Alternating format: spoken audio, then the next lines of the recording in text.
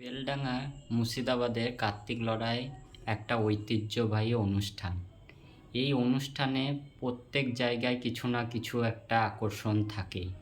তাই আমাদের তাঁতিপাড়ার সরস্বতী পূজার এক বিশেষ আকর্ষণ পুজো মণ্ডপ। পুজো মণ্ডপটা এক সাংস্কৃতিক বৈষম্য নিয়ে জড়িত।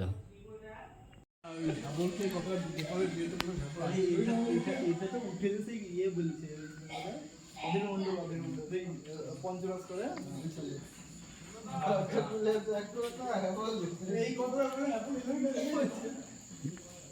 কাকা কাকা বলে দেখি কাকাকে ছাড়ে না এই হোয়াইট আমার একটা হোয়াইট